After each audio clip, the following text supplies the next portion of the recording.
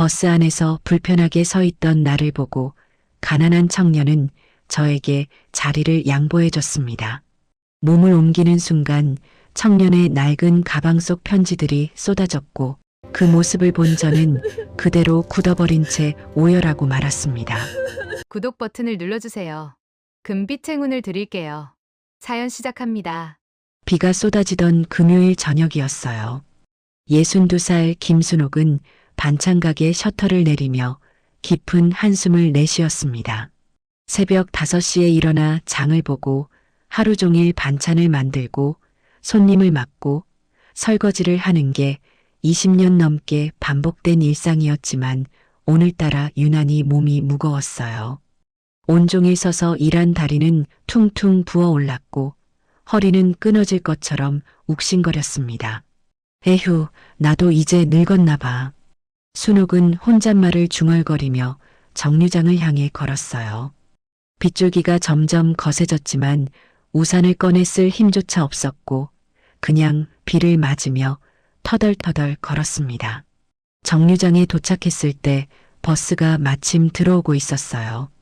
사람들이 우르르 올라타는 바람에 순옥은 겨우 막차처럼 끝에 매달렸고 퇴근 시간 버스는 언제나 전쟁터였습니다.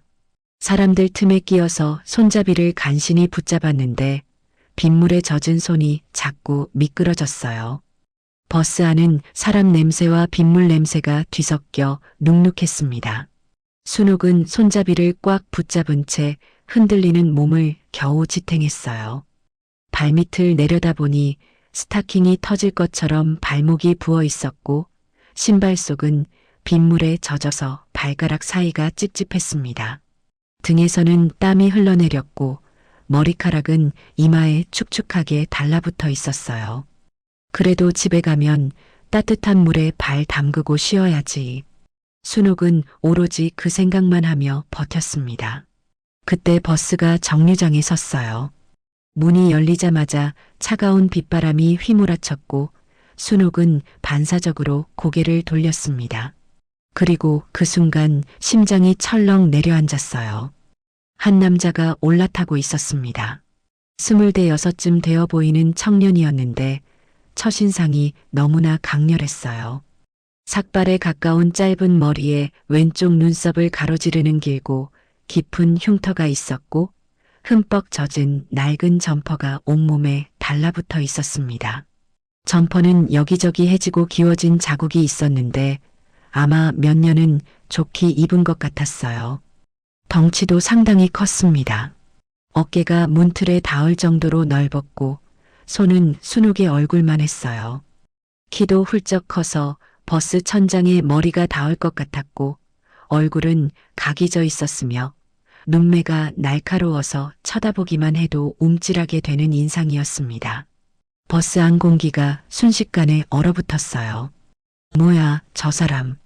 누군가 작게 속삭였고 주변 사람들이 슬금슬금 뒤로 물러나기 시작했습니다. 마치 무서운 짐승이라도 들어온 것처럼 다들 몸을 사렸어요. 아이를 안고 있던 젊은 엄마는 아이를 더 꽉 끌어안았고 학생들은 고개를 숙인 채 스마트폰만 뚫어지게 쳐다봤습니다. 청년은 그런 시선들을 느꼈는지 고개를 푹 숙인 채 버스 뒤쪽으로 향했어요. 사람들이 좌우로 갈라지며 길을 터줬는데 그건 예의가 아니라 공포 때문이었습니다. 청년이 지나갈 때 사람들의 눈빛에는 혐오와 두려움과 경계심이 뒤섞여 있었고 순옥은 그 모습을 똑똑히 봤어요. 순옥도 솔직히 무서웠습니다. 저런 인상의 사람이 밤에 골목에서 마주치면 일단 도망가야 할 것 같았고 영화에서 보면 저런 얼굴의 사람이 꼭 나쁜 짓을 하곤 했거든요. 순옥은 자신도 모르게 가방끈을 꽉 움켜쥐었습니다. 하지만 순옥은 오래 살면서 하나 배운 게 있었어요. 사람은 겉모습만으로 판단하면 안 된다는 거였습니다. 예쁜 얼굴로 사기치는 사람도 있고 험악한 얼굴로 착하게 사는 사람도 있으니까요. 순옥의 돌아가신 남편도 인상이 험악해서 처음엔 다들 무서워했지만 알고 보면 파리 한 마리 못 죽이는 사람이었습니다. 그래서 순옥은 일부러 시선을 거뒀어요. 저 청년이 어떤 사람인지는 알 수 없었지만 아직 나쁜 짓을 한 것도 아닌데 범죄자 보듯 대하는 건 너무하다 싶었습니다. 버스가 다시 출발했어요. 빗줄기는 점점 거세졌고 창문에 빗물이 줄줄 흘러내렸습니다. 버스가 흔들릴 때마다 사람들이 우르르 쏠렸고 순옥은 손잡이를 꽉 쥔 채 중심을 잡느라 안간힘을 썼어요. 팔뚝이 저려왔고 손가락에 힘이 점점 풀리기 시작했습니다. 아휴, 집이 왜 이렇게 먼 거야. 순옥은 눈을 질끈 감았어요. 다리가 너무 아팠거든요. 발바닥은 불이 붙은 것처럼 화끈거렸고 종아리는 돌덩이처럼 무거웠습니다. 그냥 바닥에 주저앉고 싶었어요. 그때였습니다. 저기요, 할머니. 순옥이 눈을 떴어요.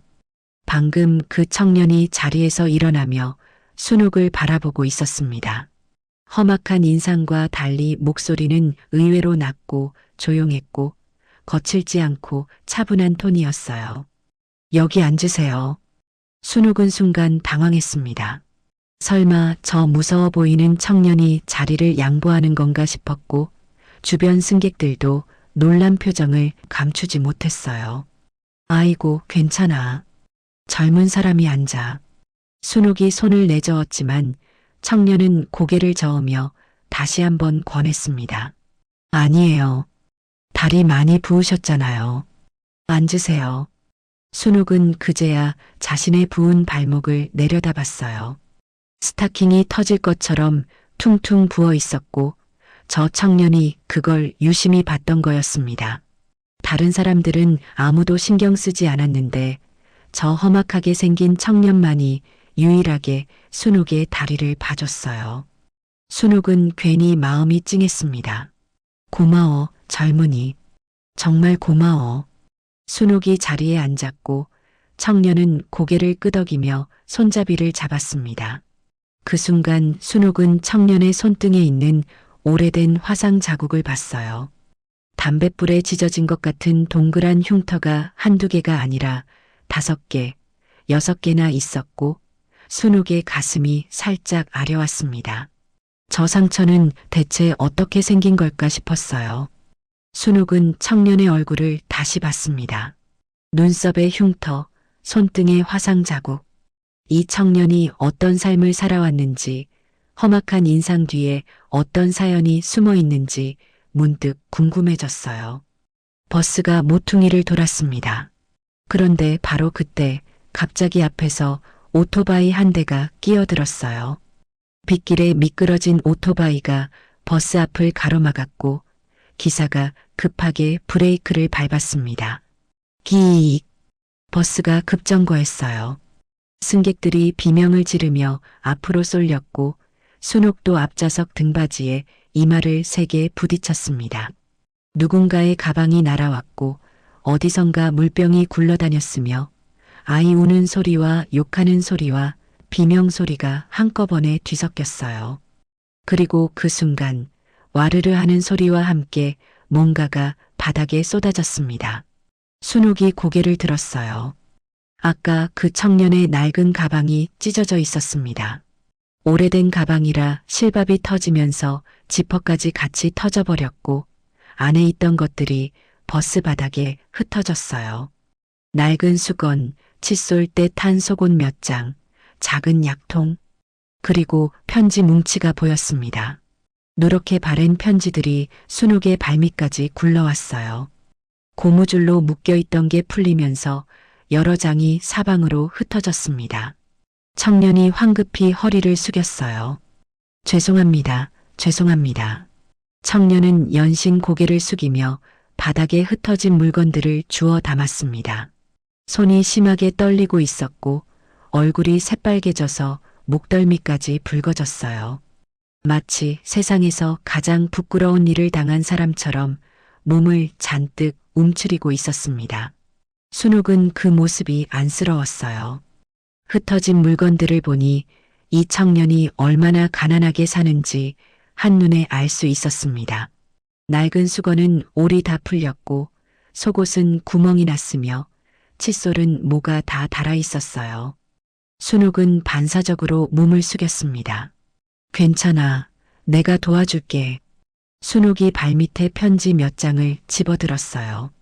그런데 그 순간 순옥의 손이 멈췄습니다. 편지 봉투에 적힌 글씨가 눈에 들어왔거든요. 사랑하는 아이에게. 순옥의 심장이 덜컥 내려앉았어요. 분명히 자기 글씨였습니다. 저 삐뚤빼뚤한 시옷 받침, 동그랗게 쓰는 이응 모양, 끝이 살짝 올라가는 기억까지. 20년 넘게 반찬가게 메뉴판을 쓰면서 수없이 봐온 자기 글씨가 틀림없었어요. 순옥은 얼어붙은 채 편지를 뒤집어 봤습니다. 봉투 뒷면에 연필로 뭔가 적혀 있었어요. 글씨가 희미했지만 읽을 수 있었습니다. 굶어도 괜찮아. 이 편지만 읽으면 배불러. 그 문장을 본 순간 순옥의 머릿속이 하얘졌어요. 분명히 자신이 쓴 글씨였지만 언제 썼는지 누구에게 썼는지 전혀 기억이 나지 않았습니다. 20년 전이라면 남편이 세상을 떠나고 힘들었던 시기였고 우울증으로 잠도 못 자고 밥도 못 먹으며 매일 울기만 했던 그때였어요. 마음을 추스르려고 동네 무료급식소에서 봉사를 시작했었는데 그때 수많은 아이들에게 밥을 퍼줬던 기억은 어렴풋이 났습니다. 하지만 편지를 썼다는 건 아무리 떠올려도 생각나지 않았어요. 20년이라는 세월이 너무 길었고 그 시절 순옥은 남편을 잃은 슬픔에 정신이 반쯤 나가 있었으니까요. 저기, 청년의 목소리에 순옥이 고개를 들었습니다. 청년이 순옥의 손에 들린 편지를 바라보고 있었어요. 그 눈빛은 무섭다기보다 간절했고 마치 목숨처럼 소중한 걸 빼앗길까봐 두려워하는 것 같았습니다. 눈가가 촉촉하게 젖어 있었어요. 그거 제 거예요.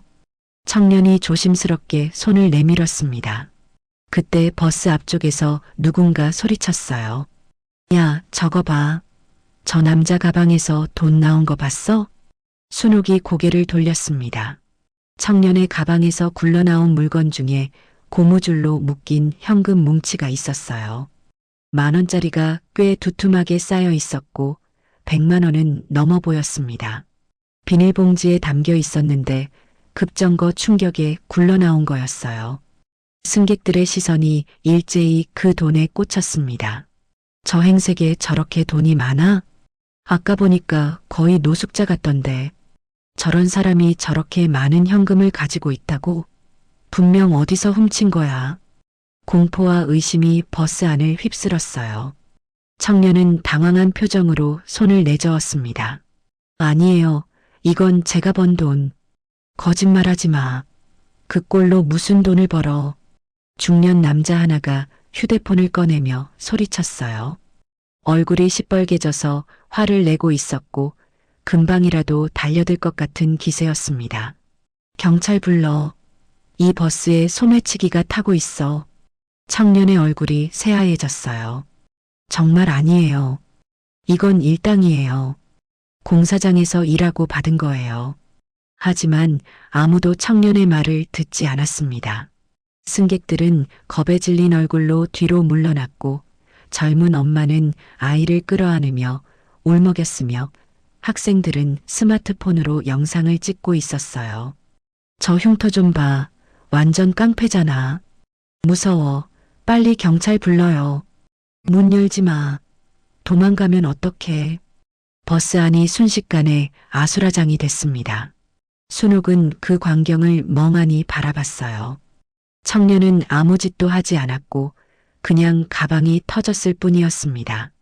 방금 전까지만 해도 순옥의 부은 다리를 보고 자리를 양보해준 유일한 사람이었는데 지금은 버스 앞 모든 사람들에게 범죄자 취급을 당하고 있었어요. 순옥의 손에는 여전히 그 편지가 들려 있었습니다. 분명히 자신이 쓴 글씨인데 언제 누구에게 썼는지 전혀 기억이 나지 않았어요. 20년이라는 세월이 너무 길었고 그 시절 순옥은 남편을 잃은 슬픔에 정신이 반쯤 나가 있었으니까요. 그런데 저 낯선 청년이 이 편지를 20년 동안 간직하고 있었습니다. 낡고 해진 가방 속에 목숨처럼 품고 다녔던 거예요. 바로 그때 버스 기사가 마이크를 잡았습니다. 승객 여러분, 잠시 후 다음 정류장에서 경찰이 승차합니다. 모두 침착하게 기다려주세요. 청년이 고개를 떨궜어요. 그 넓은 어깨가 작게 떨리고 있었고 주먹을 꽉 쥔 손등에는 화상 자국이 하얗게 도드라져 있었습니다. 순옥은 청년의 그 모습을 바라보다가 다시 자신의 손에 들린 편지를 내려다봤어요. 사랑하는 아이에게. 무언가가 가슴 깊은 곳에서 꿈틀거렸습니다. 기억나지 않는 과거가 손끝에서 맴돌았고 20년 전 어느 날 분명히 뭔가가 있었다는 느낌이 강하게 들었어요. 이 편지를 받은 아이가 있었고 그 아이가 20년의 세월을 건너 지금 눈앞에 서 있는 거였습니다. 버스가 천천히 정류장으로 들어섰어요. 경찰차의 빨간 불빛이 빗속에서 번쩍이고 있었습니다. 하지만 진짜 폭풍은 이제부터였어요. 경찰 2명이 버스에 올라탔어요. 비에 젖은 우비에서 물이 뚝뚝 떨어졌고 승객들이 일제히 청년을 손가락으로 가리켰습니다. 경찰들의 눈빛이 순식간에 날카로워졌어요. 저 사람이에요. 가방에서 돈이 쏟아졌는데 저 행색에 저렇게 많은 현금이 말이 돼요? 아까 휴대폰을 꺼내던 중년 남자가 앞장서서 소리쳤고 다른 승객들도 앞다투어 한마디씩 보탰습니다. 인상도 완전 흉악해요. 눈썹에 흉터 보이죠? 아이들 있는 버스에서 저런 사람이 돌아다니면 어떡해요? 분명 소매치기예요. 아니면 강도든지요. 경찰 한 명이 청년에게 다가갔어요. 신분증 있어요? 청년은 고개를 숙인 채 떨리는 손으로 주머니를 뒤졌고 구겨진 신분증을 꺼내 경찰에게 건넸습니다. 경찰은 신분증을 훑어보더니 눈썹을 치켜 올렸어요. 박철수 28살. 주소가 없네. 무직이야? 아니에요. 공사장에서 일용직으로. 그 돈은 어디서 났어? 청년의 목소리가 더욱 작아졌어요. 일당이에요. 한 달 동안 모은 거예요. 정말이에요. 하지만 경찰의 표정은 의심으로 가득 차 있었고 주변 승객들은 마치 범인을 잡은 것처럼 수군거리고 있었습니다. 한 아주머니는 대놓고 청년을 손가락질하며 혀를 찼어요. 요즘 세상에 저런 애들이 문제야. 일은 안 하고 남의 돈만 노리고. 그러게요. 저 눈빛 좀 봐요. 완전 범죄자 눈이잖아. 순옥은 그 말들을 들으며 속이 부글부글 끓어올랐습니다. 방금 전까지만 해도 저 청년은 순옥에게 자리를 양보해줬어요. 아무도 신경 쓰지 않는 순옥의 부은 다리를 유일하게 봐주고 자기 자리를 선뜻 내어준 사람이었습니다. 그런데 지금 이 버스 안 사람들은 청년이 한 착한 행동은 까맣게 잊어버리고 오로지 험악한 외모와 가난한 행색만 보고 범죄자로 몰아가고 있었어요. 경찰이 수첩을 꺼내며 말했습니다. 일단 지구대로 가서 조사 좀 받아야겠어요. 같이 가시죠. 청년의 얼굴이 절망으로 일그러졌어요. 그 모습을 본 순간 순옥은 더 이상 참을 수가 없었습니다. 벌떡 자리에서 일어나 경찰 앞으로 걸어갔어요. 잠깐만요. 버스 안이 조용해졌습니다. 모든 시선이 순옥에게 쏠렸고 경찰도 의아한 표정으로 순옥을 바라봤어요. 어르신, 뭔가 하실 말씀이. 이 청년은 범인이 아니에요. 순옥의 목소리는 단호했습니다. 내가 증인이에요. 이 청년은 방금 전에 나한테 자리를 양보해줬어요. 내 다리가 퉁퉁 부은 걸 보고 먼저 일어나서 앉으라고 했다고요. 이 버스 안에 사람이 이렇게 많은데 나한테 자리 양보해준 사람은 이 청년 하나뿐이었어요. 승객들 사이에서 웅성거리는 소리가 났어요. 순옥은 아랑곳하지 않고 계속 말했습니다. 그리고 저 돈은 가방이 급정거 때문에 터지면서 쏟아진 거예요. 내가 다 봤어요. 이 청년이 누구 주머니에서 훔치거나 한 게 아니라 원래 자기 가방 안에 있던 거라고요. 경찰이 난처한 표정을 지었어요. 하지만 어르신, 저 금액이 어때서요? 순옥의 눈에 불꽃이 튀었습니다. 가난한 사람은 돈을 가지고 다니면 안 돼요? 옷이 남루하면 무조건 도둑이에요? 공사장에서 한 달 동안 땀 흘려번 돈을 들고 다니면 그게 죄예요? 버스 안이 쥐 죽은 듯 고요해졌어요. 순옥은 주변 승객들을 둘러보며 말을 이었습니다. 목소리가 떨렸지만 한마디 한마디에 힘이 실려 있었어요. 여기 계신 분들, 아까 이 청년이 자리 양보하는 거 다들 봤잖아요.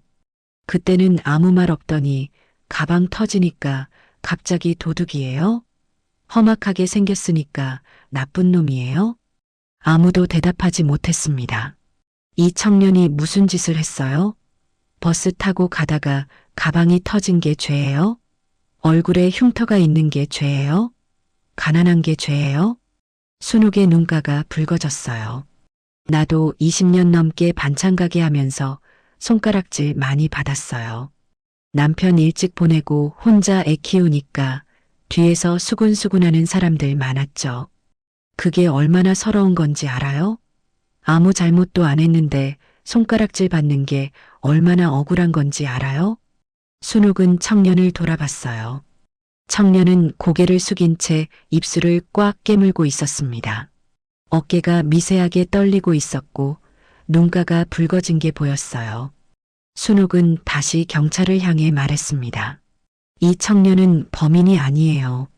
내가 처음부터 끝까지 다 봤고 내가 증인으로 서겠어요. 그래도 지구대에 데려가겠다면 나도 같이 데려가세요. 경찰 2명이 서로 눈짓을 교환했어요. 분위기가 애초와 많이 달라져 있었습니다. 처음에는 승객들 전원이 청년을 범인으로 몰았지만 순옥의 말을 듣고 나니 고개를 숙이는 사람들이 하나둘 늘어났어요. 특히 청년에게 자리를 양보받은 순옥이 직접 나서서 증언하니 아무도 반박할 수가 없었습니다. 경찰 1명이 기침을 하며 말했어요. 일단 상황 파악이 좀 필요할 것 같은데 지구대에서 간단하게 확인만 하고 돌려보내드릴게요. 어르신도 같이 가시겠어요? 그래요. 같이 갈게요. 순옥은 단호하게 대답했고 청년은 그런 순옥을 믿을 수 없다는 눈으로 바라봤습니다. 버스에서 내린 3사람은 빗속을 걸어 근처 지구대로 향했어요.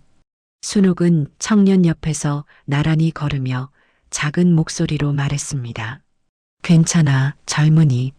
내가 다 말해줄 테니까 걱정하지 마. 청년은 한참 동안 아무 말도 못하다가 겨우 입을 열었어요. 감사합니다. 정말 감사합니다. 목소리가 갈라져 있었고 눈가에 빗물인지 눈물인지 모를 것이 흘러내리고 있었습니다. 지구대에 도착하자 경찰들은 청년의 신원을 조회하고 소지품을 확인했어요. 현금은 정확히 123만 원이었고 공사장 일용직 명세서와 함께 통장 사본도 나왔습니다. 통장에는 매일같이 3,000원, 5,000원, 10,000원 단위로 입금된 기록이 빼곡했어요. 한 달 동안 하루도 빠지지 않고 일해서 모은 돈이라는 게 증명된 거였습니다. 경찰이 민망한 표정으로 청년에게 말했어요. 확인 결과 문제 없네요. 불편 끼쳐드려서 죄송합니다. 청년은 고개를 숙인 채 괜찮다고 대답했고 순옥은 그 모습을 보며 가슴이 아려왔습니다. 잘못한 건 아무것도 없는데 사과를 받아야 하고 범인이 아니라는 걸 증명해야 하는 그 서러움을 순옥은 너무나 잘 알고 있었거든요. 지구대를 나서자 비가 조금 잦아들어 있었어요. 순옥은 청년을 돌아보며 말했습니다. 이제 어디로 갈 거야? 청년은 한참 동안 대답을 못하다가 작은 목소리로 말했어요. 고시원으로요. 거기서 자고 있어요. 밥은 먹었어? 청년은 고개를 저었습니다. 순옥의 마음이 찡했어요. 이 청년은 하루 종일 공사장에서 일하고 빗속에서 버스를 타고 범인 취급까지 당하고도 아직 밥 한 끼 못 먹은 거였습니다. 그럼 우리 집에 가자. 밥 먹여줄게. 청년이 깜짝 놀라며 손을 내저었어요. 아니에요, 할머니. 이미 충분히 도움받았는데 그것까지는. 도움은 무슨. 나도 밥 먹어야 하는데 같이 먹자는 거야. 거절하면 섭섭해. 순옥이 청년의 팔을 잡아 끌었고 청년은 더 이상 거절하지 못했습니다. 두 사람이 지구대를 나서는 걸 누군가가 지켜보고 있었어요. 지구대 건너편 어두운 골목에 중년 남자 하나가 서 있었습니다. 비에 흠뻑 젖은 점퍼에 담배를 물고 있었고 눈빛이 음침하게 빛났어요. 남자는 청년의 뒷모습을 뚫어지게 노려보다가 천천히 그 뒤를 따라 걷기 시작했습니다. 입가에 알 수 없는 미소가 번졌어요. 철수, 거기 있었구나. 남자의 이름은 만식이었고 청년 철수의 친아버지였습니다. 20년 전 어린 철수를 담뱃불로 지지고 굶기고 때리다가 아동학대로 신고당해 감옥에 갔던 바로 그 사람이었어요. 만식은 몇 년 전 출소한 뒤로 줄곧 철수를 찾아다녔고 오늘 우연히 버스에서 소동이 벌어지는 걸 목격하며 철수를 발견한 거였습니다. 만식의 눈이 탐욕으로 번뜩였어요. 저 새끼가 돈을 제법 모았네. 100만 원이 넘던데. 만식은 담배를 바닥에 버리고 비벼 끈 뒤 철수와 순옥의 뒤를 천천히 밟았습니다. 충분한 거리를 두고 조심스럽게 미행했지만 그 눈빛만큼은 독사처럼 차갑게 빛나고 있었어요. 순옥과 철수는 그런 사실을 까맣게 모른 채 빗길을 걸었습니다. 순옥은 철수에게 이런저런 이야기를 건넸고 철수는 어색하게 대답하면서도 조금씩 긴장을 풀어갔어요. 낯선 할머니가 왜 이렇게까지 자신을 챙겨주는지 이해할 수 없었지만 오랜만에 느껴보는 따뜻함에 마음 한구석이 녹아내리는 것 같았습니다. 순옥의 손에는 여전히 그 편지가 들려 있었어요. 사랑하는 아이에게. 아직도 기억나지 않는 편지였지만 순옥은 이상하게 이 청년을 그냥 보낼 수가 없었습니다. 무언가가 자신과 이 청년을 연결하고 있다는 느낌이 강하게 들었고 그게 뭔지 알아내야 할 것 같았어요. 두 사람은 나란히 골목길을 걸어 순옥의 집으로 향했습니다. 그리고 그 뒤를 만식이 소리 없이 따라오고 있었어요. 하지만 진짜 위험은 이제부터였습니다. 순옥의 집은 반찬 가게에서 두 정거장 떨어진 작은 빌라 2층이었어요. 현관문을 열자 김치 냄새와 된장 냄새가 코끝을 간지렸고 철수는 그 냄새에 잠시 멈칫했습니다. 오랜만에 맡아보는 집 냄새였어요. 고시원 방에서는 퀴퀴한 곰팡이 냄새만 났고 공사장에서는 시멘트와 땀 냄새만 맡았거든요. 들어와. 신발은 아무데나 벗어. 순옥이 앞서 들어가며 불을 켰고 철수는 조심스럽게 문지방을 넘었습니다. 작은 거실에 밥상 하나, 텔레비전 하나, 낡은 소파 하나가 전부였지만 어딘가 따뜻한 기운이 감돌았어요. 일단 앉아 있어. 금방 밥 차려줄게. 순옥은 부엌으로 들어가 냉장고를 열었습니다. 반찬 가게를 운영하다 보니 집에도 반찬이 넉넉했어요. 제육볶음, 시금치나물, 계란말이, 김치. 순옥은 손이 빠르게 움직여 밥상을 차리기 시작했고 철수는 거실에 쪼그리고 앉아 그 모습을 멍하니 바라봤습니다. 누군가 자신을 위해 밥을 차려주는 모습을 본 게 대체 얼마 만인지 기억도 나지 않았어요. 자, 다 됐다. 이리 와서 앉아. 순옥이 밥상을 거실로 들고 나왔고 철수는 조심스럽게 다가가 무릎을 꿇고 앉았습니다. 밥상 위에는 따끈한 밥 한 공기와 국 한 그릇, 그리고 반찬 4-5가지가 정갈하게 놓여 있었어요. 철수의 눈가가 붉어졌습니다. 이게 다 저한테 주시는 거예요? 그럼 누구 주게? 빨리 먹어. 배고프면 더 줄게. 철수는 떨리는 손으로 숟가락을 들었어요. 밥을 한 숟가락 떠서 입에 넣자마자 눈물이 왈칵 쏟아질 것 같았습니다. 따뜻한 밥이 목구멍을 타고 내려가는 느낌이 너무나 오랜만이었고 이 한 끼 밥이 세상에서 가장 귀한 것처럼 느껴졌어요. 순옥은 철수가 밥을 먹는 모습을 가만히 지켜봤습니다. 철수는 밥을 천천히, 정말 천천히 먹었어요. 한 숟가락을 입에 넣고 오래 씹었고 반찬도 아끼듯이 조금씩만 집어 먹었습니다. 마치 이 밥이 마지막 밥인 것처럼 한 톨도 남기지 않으려는 것처럼요. 그리고 순옥은 이상한 걸 발견했어요. 철수가 계란말이를 집더니 입에 넣지 않고 슬그머니 주머니 쪽으로 손을 가져가는 거였습니다. 순옥이 보고 있다는 걸 눈치챈 철수는 화들짝 놀라며 손을 걷었고 얼굴이 새빨개졌어요. 미안해요. 저도 모르게. 철수의 목소리가 갈라졌습니다. 순옥은 그 순간 모든 걸 이해했어요. 철수는 어릴 때부터 굶주림에 시달렸던 거였습니다. 밥을 먹을 때 다음 끼니를 걱정해서 음식을 숨겨두는 습관이 몸에 밴 거였어요. 아마 지금도 무의식적으로 그렇게 행동하는 거였겠죠. 순옥의 마음이 미어졌습니다. 괜찮아. 먹고 싶은 만큼 다 먹어. 여기 계란말이 더 있어. 순옥이 부엌에서 계란말이를 더 가져와 철수 앞에 놓았고 철수는 고개를 푹 숙인 채 어깨를 떨었습니다. 울고 있는 것 같았어요. 고마워요. 정말 고마워요. 순옥은 철수의 등을 토닥이며 아무 말도 하지 않았습니다. 밥을 다 먹고 나서 순옥은 따뜻한 보리차를 2잔 가져왔어요. 철수는 보리차를 받아들고 한 모금 마셨고 순옥은 맞은편에 앉아 철수를 바라봤습니다. 이제 물어봐야 할 때였어요. 젊은이, 이름이 뭐야? 철수요. 박철수? 철수. 그래, 철수야. 순옥은 품에서 아까 그 편지를 꺼냈습니다. 누렇게 바랜 편지 봉투를 보자 철수의 눈이 커졌고 손이 미세하게 떨렸어요. 이 편지 말이야. 순옥이 천천히 입을 열었습니다. 나도 아까 버스에서 봤는데 이건 분명히 내 글씨야. 내가 쓴 게 맞아. 근데 아무리 생각해도 언제 썼는지, 누구한테 썼는지 기억이 안 나. 철수는 한참 동안 아무 말 없이 편지만 바라봤어요. 그러다 천천히 입을 열었습니다. 20년 전이에요. 순옥의 심장이 쿵 내려앉았어요.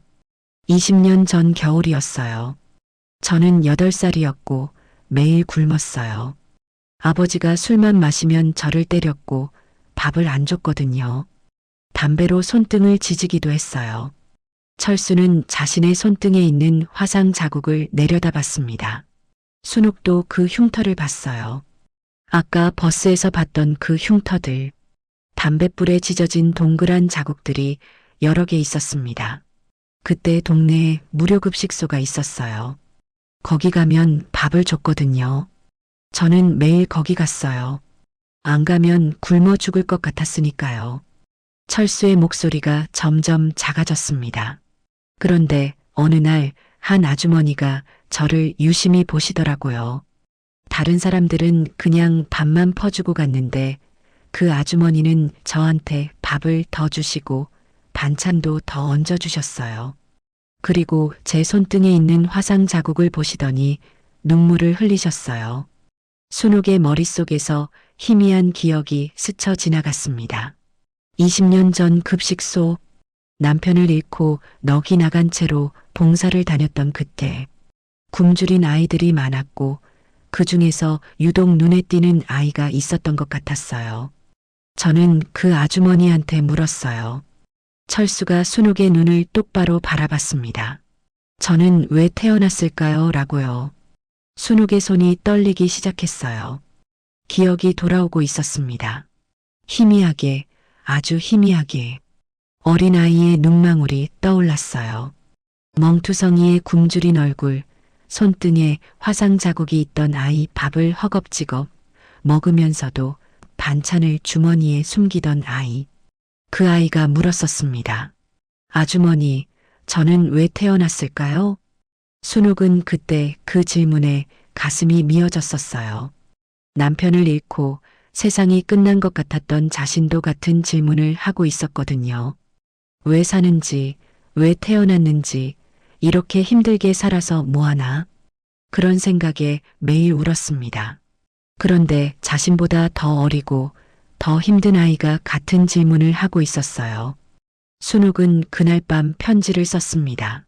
잊고 있었던 기억이 파도처럼 밀려왔어요.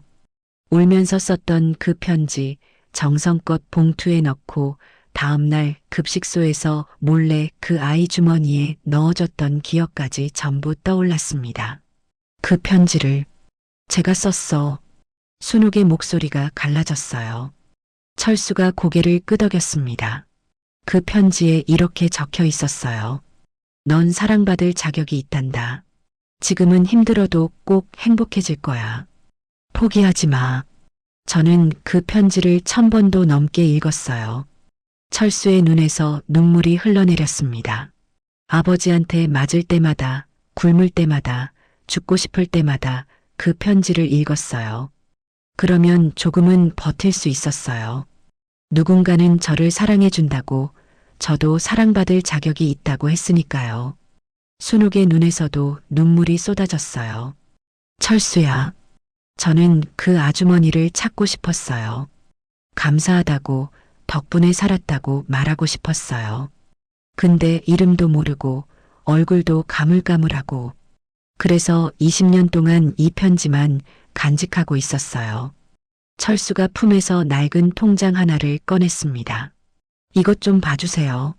순옥이 통장을 받아들었어요. 표지가 닳아서 글씨가 거의 보이지 않는 오래된 통장이었습니다. 순옥이 통장을 펼치자 빼곡하게 적힌 입금 내역이 눈에 들어왔어요. 입금 3,000원 메모, 선생님 밥값. 첫 페이지부터 마지막 페이지까지 전부 똑같은 내역이었습니다. 3,000원, 3,000원, 3,000원. 이게 뭐야? 순옥의 목소리가 떨렸어요. 철수가 대답했습니다. 15살 때부터 일을 시작했어요. 아버지가 감옥에 가고 나서 혼자 살아야 했거든요. 처음엔 신문 배달, 그 다음엔 공사장 막일. 뭐든 했어요. 철수는 통장을 가리키며 말을 이었습니다. 그런데 돈을 벌 때마다 3,000원씩 따로 모았어요. 급식소에서 밥 한 끼가 3,000원이었거든요. 언젠가 그 선생님을 찾으면 밥값을 갚아야겠다고 생각했어요. 순옥은 통장 내역을 다시 봤어요. 13년치 기록이었습니다. 3,000원씩 하루도 빠지지 않고 어떤 날은 5,000원, 어떤 날은 10,000원도 있었지만 대부분 3,000원이었어요. 굶주리면서도 힘들면서도 철수는 단 한 번도 이 돈에 손대지 않았던 거였습니다. 이 돈 한 번도 안 썼어? 네. 이건 선생님 밥값이니까요. 제 돈이 아니에요. 순옥은 더 이상 눈물을 참을 수가 없었습니다. 와락 눈물이 쏟아졌고 어깨가 들썩이며 오열이 터져나왔어요. 20년 전 무심코 써준 편지 한 장이 한 아이의 삶을 지탱해왔다는 사실이 그 아이가 13년 동안 3,000원씩 모으며 자신을 찾아 헤맸다는 사실이 너무나 가슴이 아팠습니다. 철수야, 철수야. 순옥은 아무 말도 못하고 그냥 울었어요.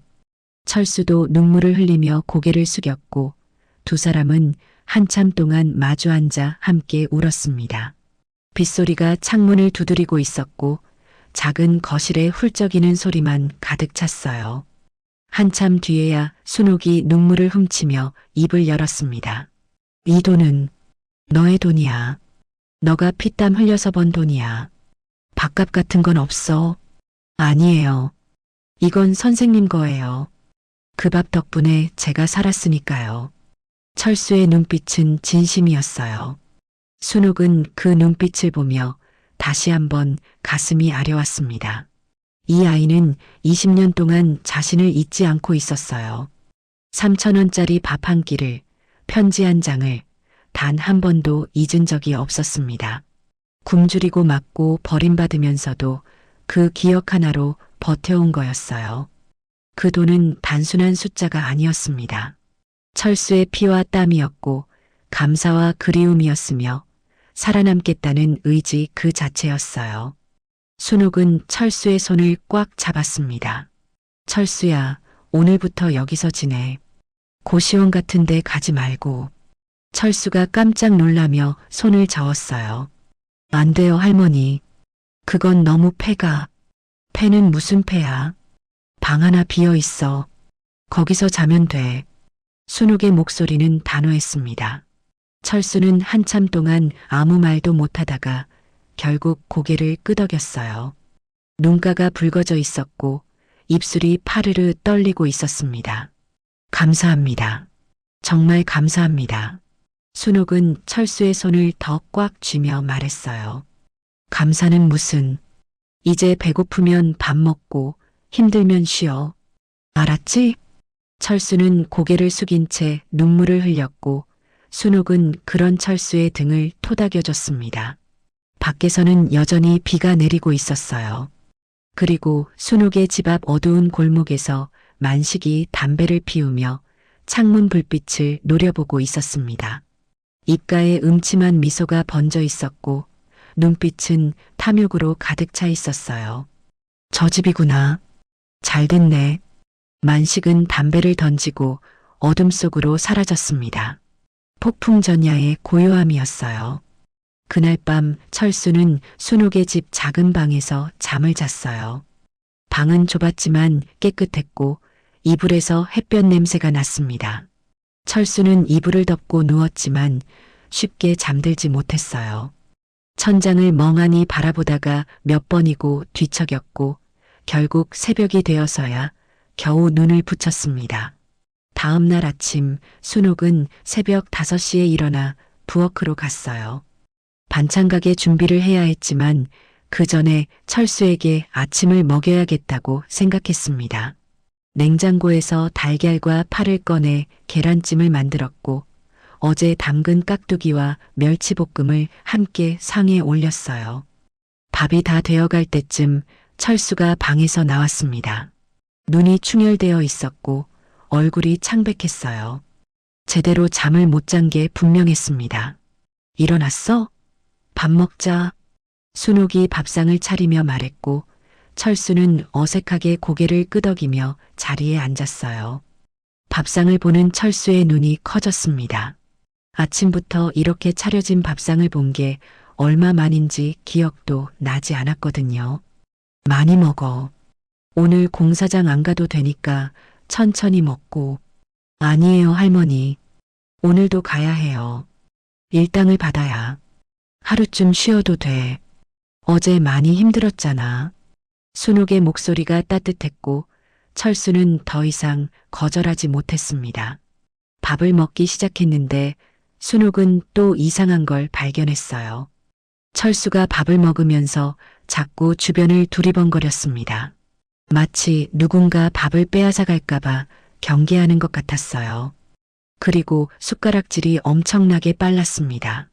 거의 씹지도 않고 삼키듯이 먹었어요. 순옥은 그 모습을 보며 가슴이 아려왔습니다. 이건 굶주림의 흔적이었어요. 언제 밥을 빼앗길지 모르니까 빨리 먹어야 하고 누가 덤빌지 모르니까 주변을 살펴야 하는 거였습니다. 어릴 때부터 그렇게 살아온 아이에게 밴 습관이었죠. 철수야. 순옥이 조용히 불렀어요. 철수가 숟가락을 멈추고 순옥을 봤습니다. 천천히 먹어. 여기서는 아무도 너 밥 안 빼앗아 가. 철수의 손이 떨렸어요. 한참 동안 아무 말도 못하다가 결국 고개를 푹 숙였습니다. 어깨가 미세하게 떨리는 게 보였어요. 울고 있는 것 같았습니다.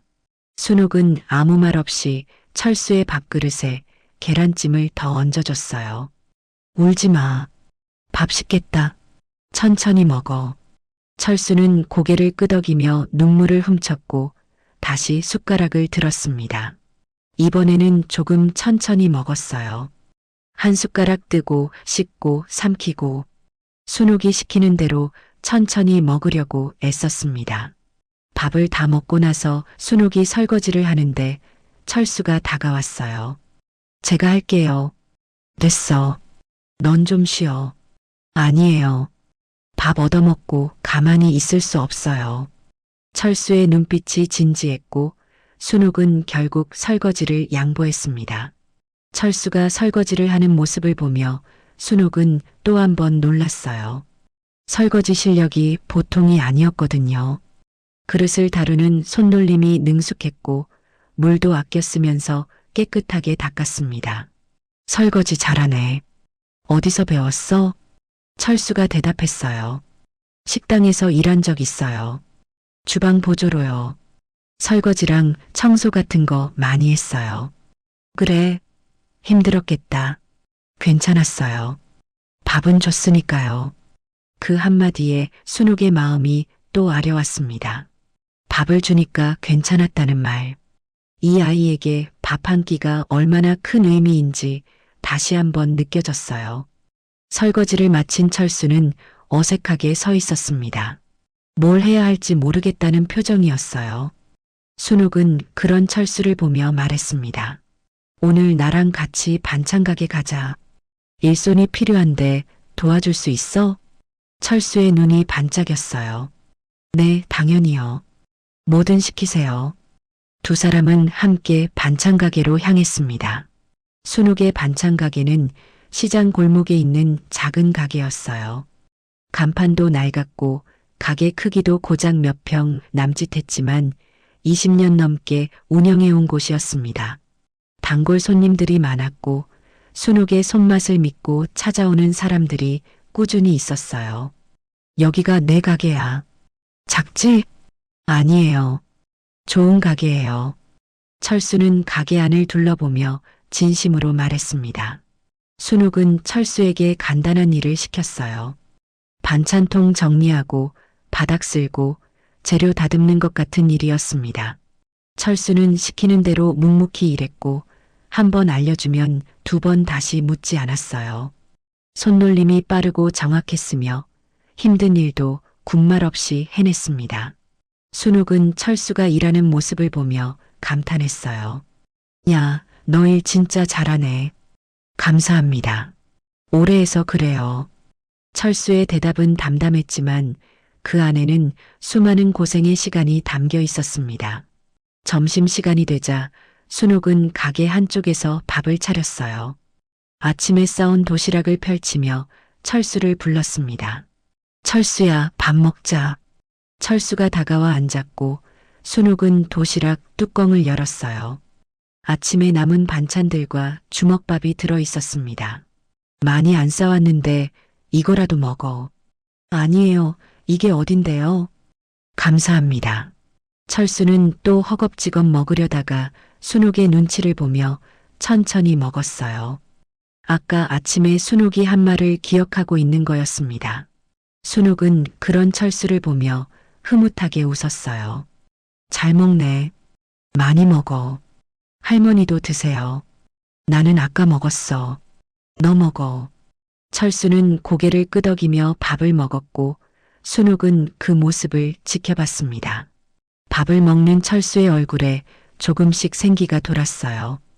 어제 버스에서 봤을 때보다 표정이 한결 부드러워졌고 눈빛도 조금 밝아진 것 같았습니다. 오후가 되자 단골 손님들이 하나둘 찾아왔어요. 순옥이네, 오늘 제육볶음 있어? 있어요, 언니. 오늘 맛있게 했어. 순옥이 반찬을 담는 동안 철수는 뒤에서 조용히 일했습니다. 손님들이 철수를 힐끗힐끗 쳐다봤어요. 험악한 인상 때문이었죠.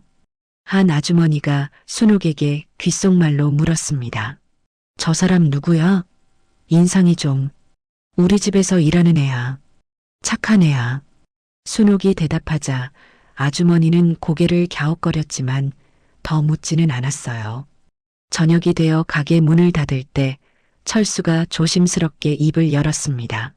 할머니, 저 내일도 와서 일해도 돼요? 순옥이 철수를 바라봤어요. 당연하지. 매일 와. 일당 줄게. 아니에요. 일당은 필요 없어요. 밥만 주세요. 철수의 눈빛이 진심이었습니다. 순옥은 한참 동안 그 눈을 바라보다가 천천히 고개를 저었어요. 밥은 당연히 주는 거고 일당도 당연히 받아야 해.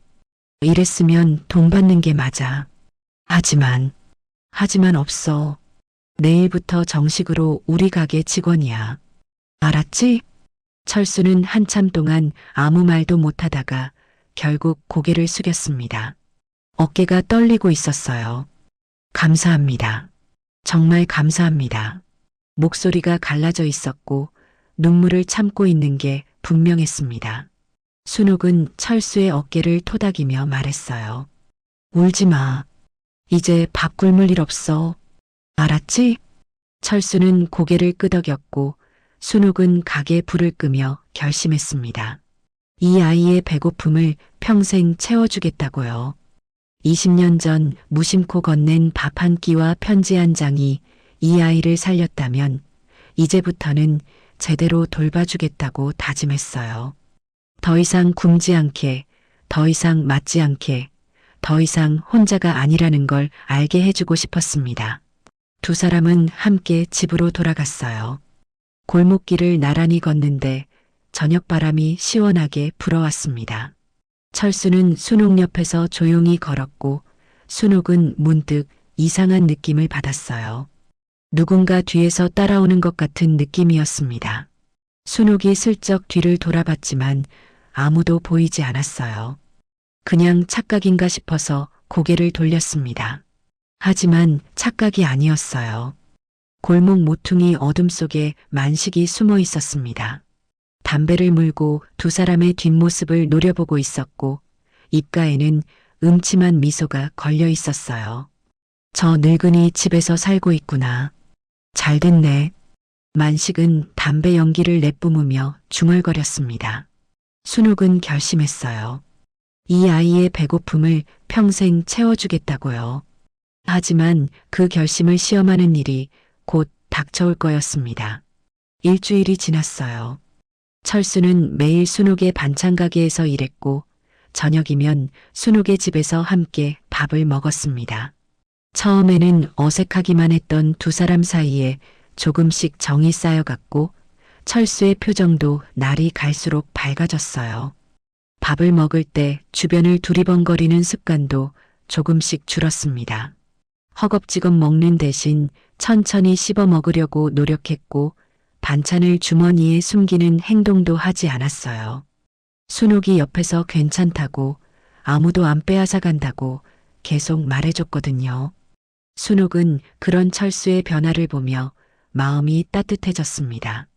20년 전 급식소에서 만난 그 굶주린 아이가 이제는 자신의 집에서 밥을 먹고 있다는 사실이 신기하기도 하고 가슴 뭉클하기도 했어요. 그날도 평범한 아침이었습니다.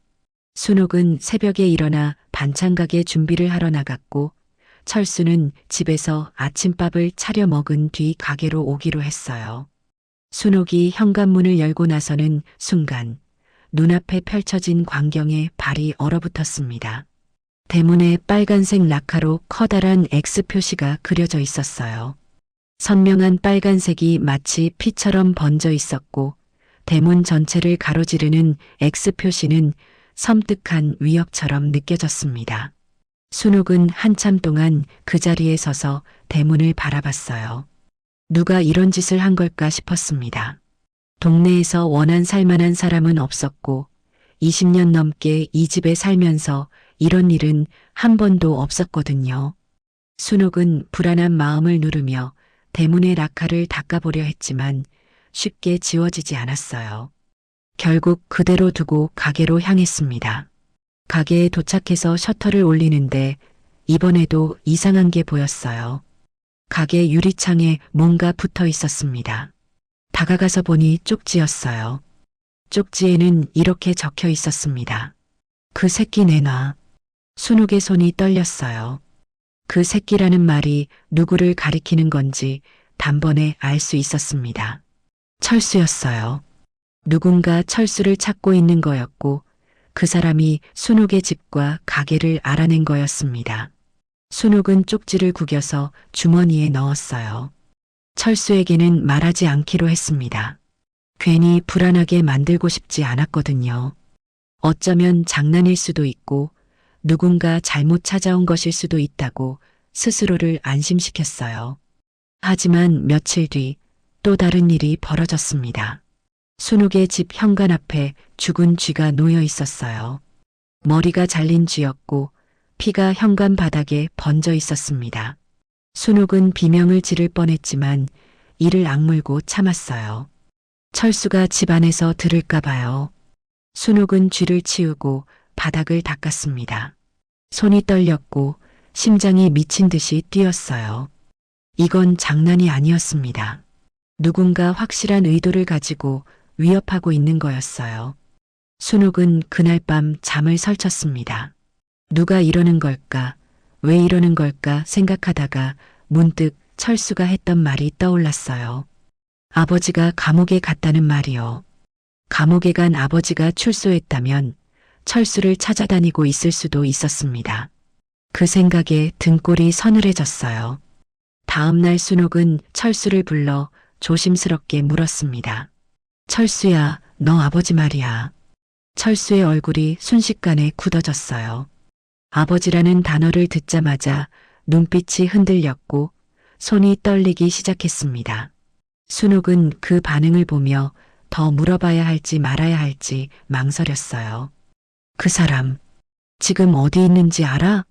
철수는 한참 동안 아무 말도 못하다가 겨우 입을 열었습니다. 몇 년 전에 출소했다고 들었어요.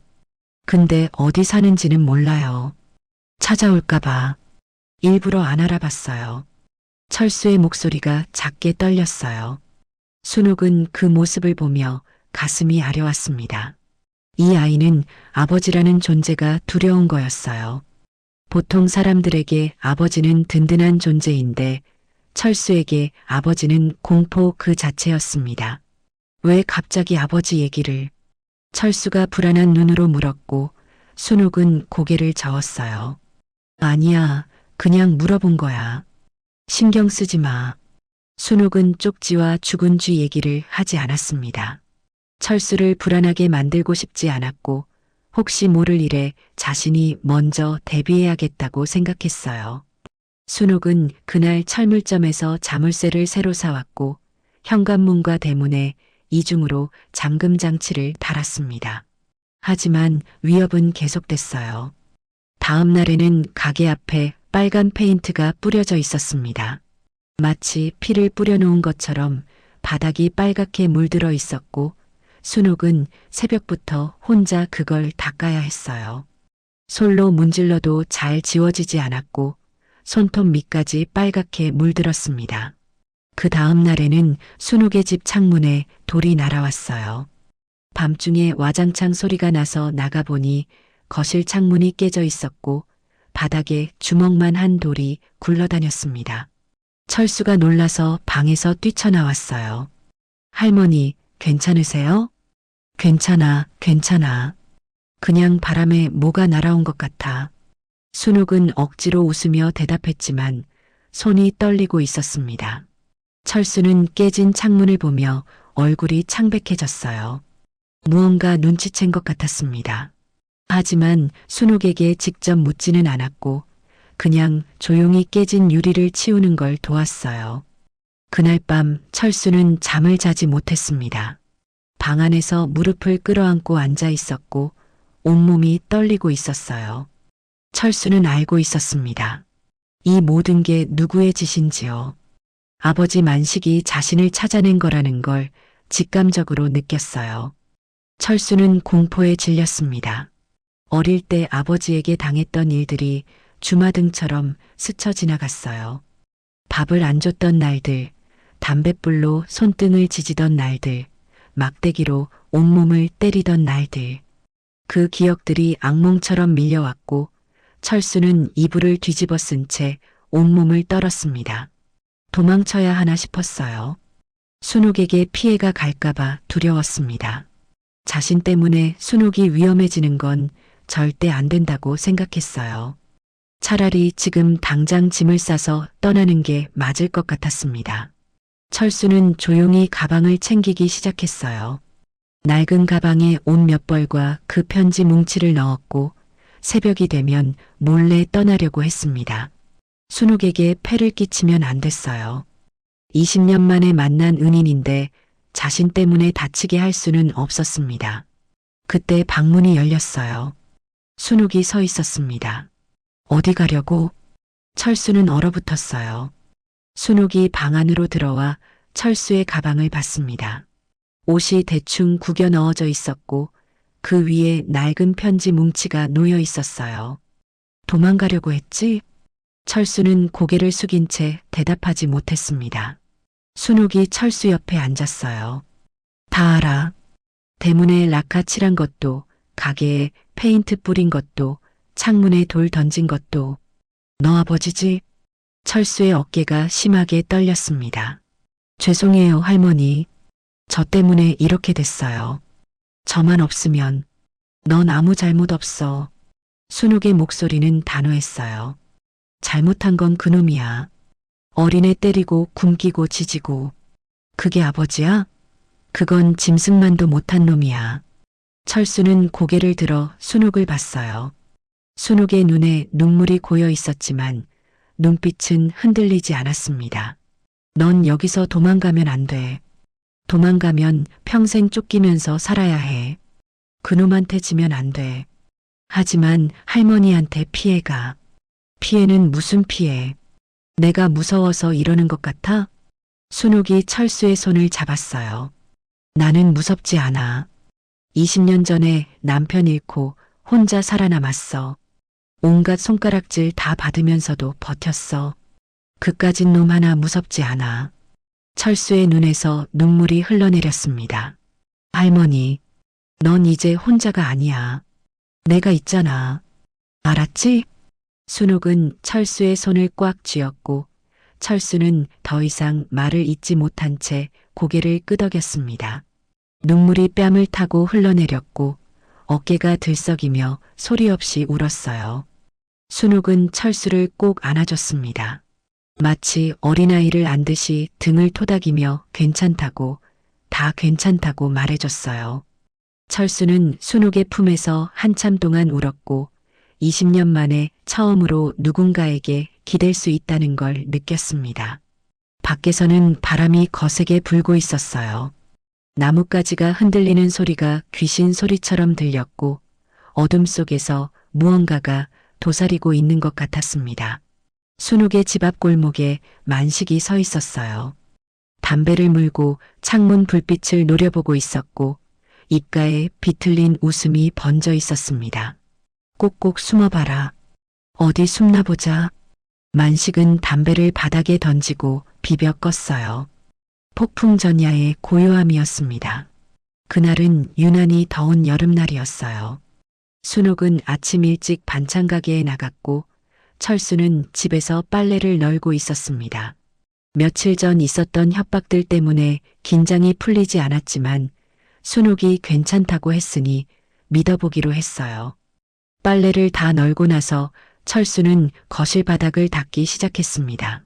순옥에게 신세를 지고 있으니 최소한 집안일이라도 해야겠다고 생각했거든요. 걸레를 짜서 바닥을 문지르는데 땀이 줄줄 흘러내렸고 선풍기를 틀어놓아도 더위가 가시지 않았어요. 그때 대문에서 소리가 났습니다. 덜컹덜컹 누군가 대문을 흔드는 소리였어요.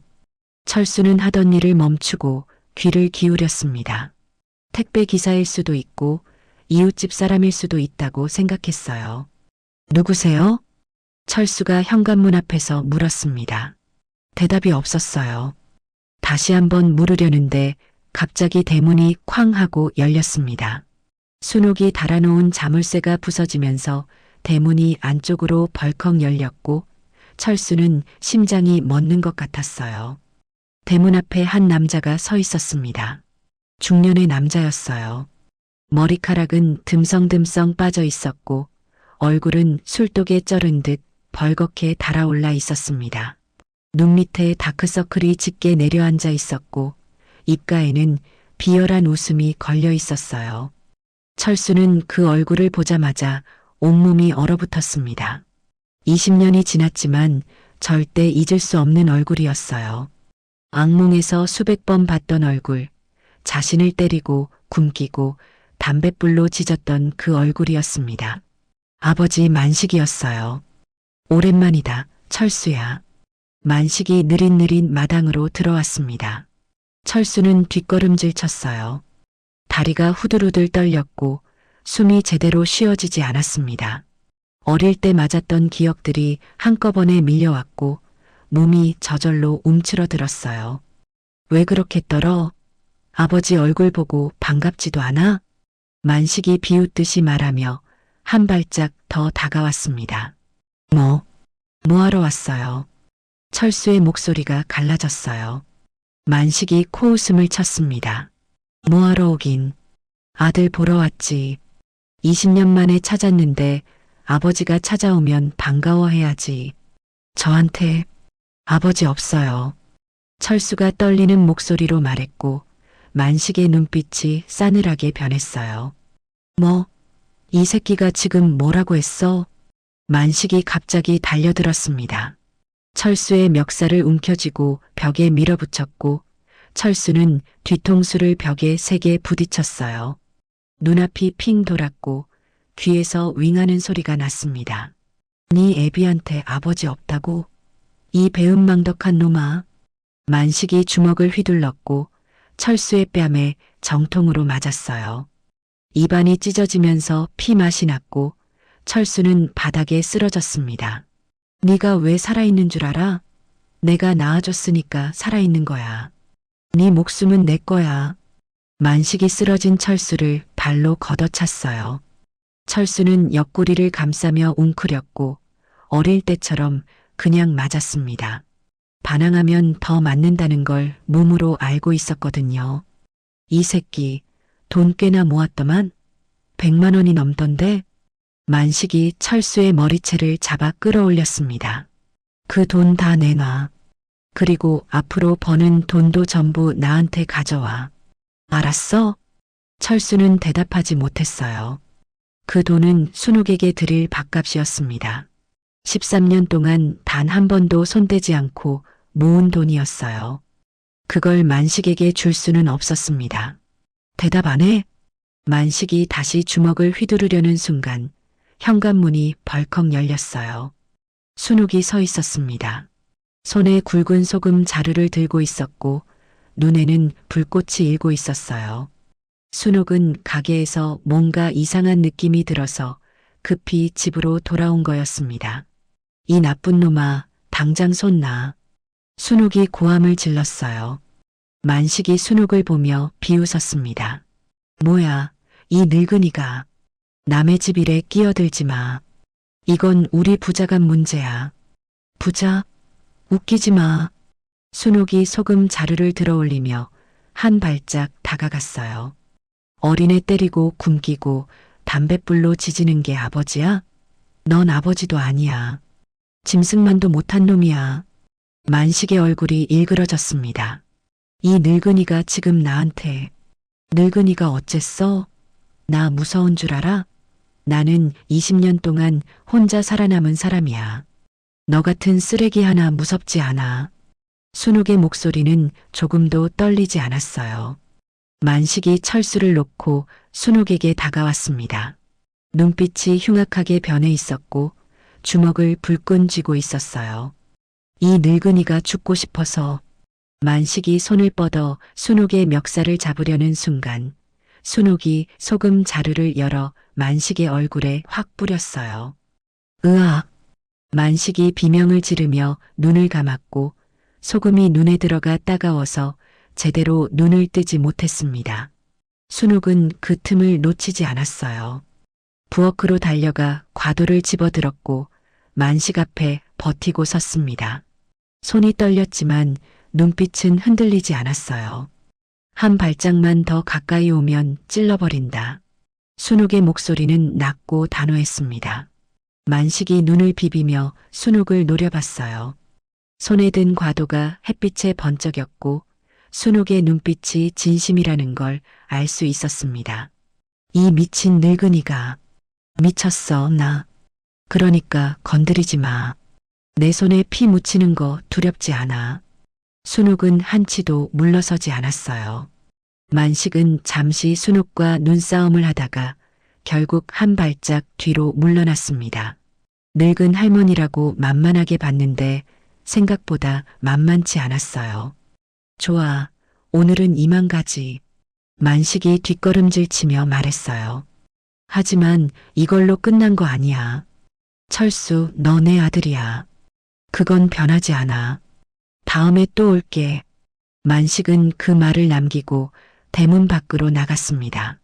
발소리가 멀어지고 나서야 순옥은 손에 든 과도를 내려놓았어요. 그제야 손이 덜덜 떨리기 시작했고 다리에 힘이 풀려서 그 자리에 주저앉았습니다. 할머니, 철수가 순옥에게 달려왔어요. 순옥의 손을 잡았는데 손이 얼음장처럼 차가웠습니다. 철수는 그제야 순옥이 얼마나 무서웠을지 알 수 있었어요. 늙은 몸으로 자신을 지키려고 노력했던 거였습니다. 할머니, 괜찮으세요? 다친 데 없으세요? 나는 괜찮아. 너는? 많이 맞았어? 순옥이 철수의 얼굴을 살폈어요.